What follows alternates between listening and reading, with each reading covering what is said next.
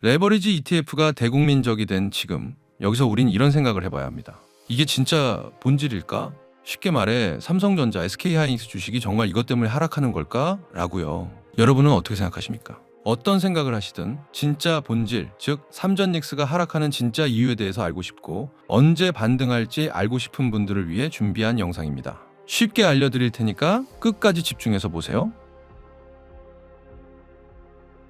결론부터 말씀드리죠. 본질은 금리입니다. 그래서 삼전닉스가 언제 반등할지 유추할 수 있습니다. 우린 그때까지 기다리면 되는 거고요. 자, 이 내용부터 봐야겠네요. 얼마 전 반도체 시장에 엄청난 호재가 터졌습니다. 바로 아마존이 회사채를 또 발행했고 그 자금을 AI 인프라 투자에 사용한다고 밝혔죠. AI 인프라는 뭡니까? 맞습니다. 데이터 센터, 즉 반도체죠. 삼전닉스 입장에선 당연히 호재입니다. 최대 고객사가 채권 발행, 즉 지금 돈을 빌려서라도 반도체를 더 사겠다고 하는 거니까요. 아마존뿐만이 아닙니다. 엔비디아와 스페이스X는 각 250억 달러 규모의 채권을 발행했고요. 이렇게 발행된 올해 AI 관련 전체 채권 규모가 3,350억 달러로 이미 작년에 2배를 넘어섰습니다. 그리고 알파벳은 채권이 아닌 주식 발행으로 천문학적인 자금을 끌어오고 있고요. 지금 모든 빅테크가 이런 실정입니다. 어떻게 해서든 돈을 끌어와서 반도체를 더 사겠다고 하는 거죠. 근데 이상하죠? 이 호재 뉴스가 연일 터지고 나서 삼전닉스 주가는 오히려 더 하락했습니다. 왜일까요? 도대체 이유가 뭘까요? 왜 앞으로 빅테크들이 반도체를 더 구매하겠다는데도 왜 폭락을 하는 걸까요? 이상한 조짐은 아마존이 채권을 발행할 때부터 시작됐습니다. 이 뉴스를 볼게요. 아마존이 회사채를 추가 발행했는데 장기물에 대한 수요는 상대적으로 약했다. 신규 채권 전체 주문 규모도 약간 웃도는데 그쳤다. 올해 3월과 비교해도 수요가 크게 줄었다. 쉽게 말해 이겁니다. 전 세계 최고의 빅테크 중 하나인 아마존이 AI 인프라 투자를 위해서 채권 발행, 즉 돈을 빌리려고 하는데 돈을 빌려주려는 사람들이 줄었다는 거죠. 원래 이런 하이퍼스케일러의 회사채는 항상 인기가 엄청났습니다. 근데 그 인기가 시들해졌다는 겁니다. 도대체 무슨 변화가 있는 걸까요? 첫째, 얘네들이 투자를 계속하고는 있는데 정말 수익성이 나올까? 라는 의구심.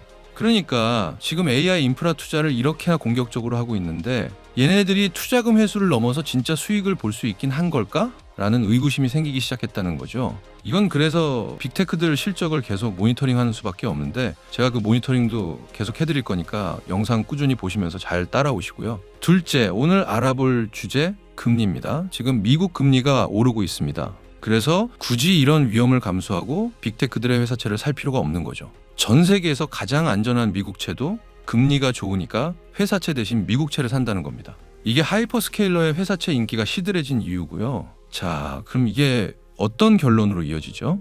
혹시 빅테크들이 더 이상 돈을 못 끌어오게 된다면 어떻게 될까로 이어지게 되죠.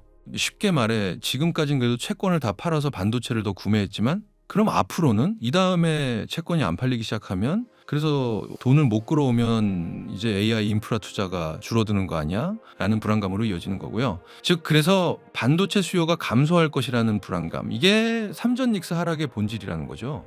그리고 또 있습니다. 여러분, 금리가 오른다는 건 뭡니까? 금리는 쉽게 말해 돈을 빌렸을 때 줘야 하는 이자를 말하죠. 즉 빅테크들이 AI 투자를 지속하려면 막대한 회사채를 발행해서 자금을 계속 조달해야만 하는데 앞으로는 그 이자가 더 늘어날 것이라는 겁니다. 그럼 빅테크들이 부담을 느끼고 자금 조달을 줄이고 투자를 줄일 수 있겠다는 불안감으로 또 이어지죠. 이게 삼전닉스 하락의 진짜 이유입니다. 즉 금리가 상승하는 것이 삼전닉스의 하락으로 이어졌다는 거죠. 증거를 하나 보여드릴게요. 삼성전자 차트입니다. 계속 하락하다가 15일 반짝 반등했죠? 그때 무슨 이슈가 있었습니까? 전날 미국의 소비자 물가 지수가 발표됐는데 물가가 굉장히 안정됐습니다. 그러면서 연준의 금리 인상 전망이 낮춰졌다라고 이 뉴스에 써 있죠? 그러면서 실제 미국 단기채 금리가 급락했거든요. 이게 증거죠. 금리가 하락하니까 바로 삼성과 SK하이닉스 주가가 급반등한 것. 이해가 되셨나요? 아직 이해 안 되신 분들은 2번, 3번 반복해서라도 꼭 이해를 하시길 추천드리고요. 자, 이제 하락의 진짜 이유가 금리라는 것을 알았습니다. 그럼 이제 쉽죠. 금리만 모니터링하면 되니까요. 그래서 지금부터는 과연 이 금리가 언제쯤 하락할지, 그래서 우리 삼전닉스의 주가를 언제 반등시킬지 같이 유추하겠습니다. 핵심은 딱 하나입니다. 미국이 돈이 너무 필요하다는 것. 왜냐고요? 바로 이란 전쟁 때문입니다. 지금 미국이 호르무즈 해협 분쟁에 개입하면서 어떤 일이 벌어졌습니까? 토마호크, 패트리어트, 사드 이거 한 발 한 발이 몇십억, 몇백억짜리입니다. 이걸 이미 엄청나게 쏴버렸죠. 그래서 무기 비축량이 거의 절반 가까이 날아갔습니다. 그럼 트럼프는 이걸 다시 채워놔야 되는데 지금까지 약 350억 달러, 우리 돈으로 약 51조 원이 있어야 이걸 채울 수 있는 겁니다. 지금도 매일 기하급수적으로 더 늘고 있고요. 그래서 미국 정부가 지금 돈이 없다는 겁니다. 자, 그럼 이 돈을 세금으로 충당할 수 있겠습니까? 절대 불가능하죠. 그럼 방법은 하나죠. 국채를 찍어내야 합니다. 즉 미국이 시장에 국채라는 엄청난 양의 차용증을 뿌리기 시작할 거란 겁니다. 이자를 약속하면서 말이죠. 자, 지금부터가 중요합니다. 쉽게 설명드릴게요. 미국이 시장에 국채를 마구 발행한다는 게 무슨 뜻일까요? 국채 공급이 늘어나는 거고요. 그럼 공급이 많아지면 가격은 떨어지죠. 즉 채권 가격이 떨어질 겁니다. 그럼 어떻게 될까요? 채권은 가격이 하락하면 수익률, 즉 금리는 올라가는 구조로 되어 있습니다. 이게 지금 우리가 보고 있는 금리 상승의 진짜 구조입니다. 미국이 국채를 마구 찍어내니 금리가 올라 빅테크들의 이자 부담이 늘어나는 이유죠. 그리고 투자자 입장에선 더 안전하고 금리를 많이 주는 국채가 많은데 굳이 빅테크의 회사채를 살 이유가 없어진 거고, 그래서 AI 투자에 필요한 자금 조달 리스크로 이어진 겁니다. 그러니까 이게 결국 트럼프 때문인 겁니다. 그놈의 전쟁 때문에요. 근데요, 전쟁은 아직 끝나지 않았습니다. 오히려 지금 더 심각해지고 있죠. 호르무즈 해협은 전 세계 원유의 20에서 30%가 지나가는 길목입니다. 여기서 충돌이 발생하면서 어떻게 됐습니까? 맞습니다. 유가가 폭등했습니다. 유가가 올랐다는 건 곧 물가가 올랐다는 거고, 물가가 올라가면요, 연준은 기준금리도 못 내리게 됩니다. 아니, 오히려 인상시켜야죠. 금리를 올려서 물가를 잡아야 하니까요. 이게 연내 추가 인상 가능성이 나오는 이유입니다. 정리해보죠. 지금 금리가 안 떨어지는 이유. 첫째, 미국이 전쟁 때문에 돈이 필요해서 국채를 미친 듯이 찍어낸다. 둘째, 그 결과 금리는 구조적으로 올라간다. 셋째, 정부가 돈을 빨아들이면서 빅테크는 더 비싼 이자를 내야 하고 돈을 더 구하기가 어려워져 반도체 구매를 줄일 수 있다. 넷째, 유가 상승은 곧 물가 상승이고, 그래서 연준은 금리를 인하하지 못하고 오히려 올려야 해서 결국 전쟁이 완화되거나 끝나야만 해결된다.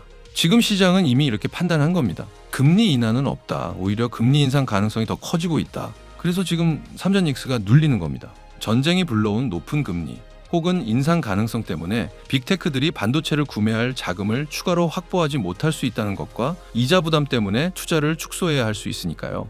이제 마지막입니다. 그럼 언제 삼전 닉스가 다시 상승할까요? 답은 명확하죠. 정확히는 기준금리가 아니라 장기 국채금리가 중요하고요. 이게 꺾일 그때 삼전 닉스가 움직일 겁니다. 그럼 장기 국채는 언제 움직일까? 그쵸. 이란 전쟁 리스크가 완화되는 그 시점, 그때가 되면 빅테크는 이자 부담을 내려놓게 됩니다. 그리고 회사채가 다시 팔릴 거고요. 결국 빅테크들에게 돈이 다시 풀리게 될 거란 겁니다. 그럼 그 돈이 어디로 갑니까? 데이터 센터, AI 인프라, 반도체, 결국 다시 삼성전자와 SK하이닉스로 들어가는 구조죠.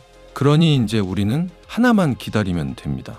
미국 10년물 국채 금리의 하락. 근데 조건이 하나 더 붙어야죠. 이란 전쟁 완화라는 조건요. 그래야 완전 금리 인상 가능성이 불식되니까요. 그때가 삼전 닉스 대반등의 시작점이라 판단합니다. 오늘은 금리 관점으로 삼전 닉스를 풀어봤습니다. 물론 금리 말고도 아까 말씀드린 빅테크들의 실적과 수급 등 종합적으로 봐야죠. 근데 여러분, 진짜 중요한 게 뭡니까? 삼전 닉스에 물려 계신 분들은 당연히 손실 복구하는 거고, 신규로 진입하고자 하시는 분들은 언제 들어가야 할까? 아닌가요? 제가 그 유일한 방법을 알려드릴 건데요. 우린 수많은 정보 속에서 진짜와 가짜를 구분할 줄 알아야 합니다. 즉, 어떤 이슈가 나오더라도 정확히 이게 호재인지 악재인지 구분할 수 있는 능력이 필요하다는 거죠. 그래야 정확한 대응이 가능하니까요. 그래서 지금부터 소개할 게 하나 있는데요. 이 자료는 제가 준비한 최근 삼전 닉스를 둘러싼 수많은 정보 중에 진짜와 가짜를 구분한 내용입니다. 가짜 정보는 왜 이게 가짜이고 무시해도 되는지, 그리고 진짜 정보는 정확하게 쉽게 풀어놓은 자료입니다. 이 자료를 보면요, 여러분 스스로 이 정보는 왜 틀렸고 지금 삼전 닉스 주가가 앞으로 어떻게 움직이게 될지도 스스로 알게 되실 겁니다. 여러분들 스스로 아시는 게 중요한 겁니다. 그래야 확신을 갖고 좋은 결정을 내릴 수 있으니까요. 그럼 이 좋은 결정들이 계속 쌓이면 어떻게 될까요? 당연히 손실 중이신 분들은 손실을 회복하겠고 새로 오신 분들도 수익을 지키시게 되겠죠. 그래서 자료도 또 매일 업데이트를 해드릴 겁니다. 여러분들은 그냥 제 영상들과 이 업데이트 자료만 봐도 다 될 정도로 만들어 놨으니까 다들 꼭 받아가서 보시고요. 그리고 하나 더 준비한 건 삼전 닉스도 중요하지만 여러분들께서 저한테 진짜 많이 질문 주시는 내용이 이거죠. 앞으로 새로운 미래 먹거리는 무엇인가? 이것도 다 정리했습니다. 주식 투자는 이제 평생 하는 겁니다. 그리고 한 번 뜬 재료로 또 띄우는 일은 거의 없죠. 그래서 계속 새로운 먹거리를 찾아야 하는데 이것도 다 정리했고요. 매일 업데이트도 해드리고 있어요. 어떤 섹터가 지금 돈이 들어올 시그널을 보내고 있는지, 이제 어떤 테마에 투자자들이 관심 가질지까지 싹 정리됐으니까 이것도 다 받아가세요. 이 자료들은 전부 무료입니다. 그리고 매수 매도 추천은 절대 아니고요. 근데 딱 하나, 여러분들이 진짜와 가짜를 구분하실 수 있게 해드립니다. 제가 이렇게까지 하는 이유는 여러분들께서 구독 눌러주시고 짧게 남겨주시는 응원 댓글이 우리 채널을 성장시키는데 정말 큰 힘이 되기 때문에 그렇고요. 이게 우리 모두가 윈윈하는 거라 생각합니다. 그럼 자료 받는 방법 알려드릴게요. 첫째, 구독과 좋아요 한 번씩 눌러주시고요.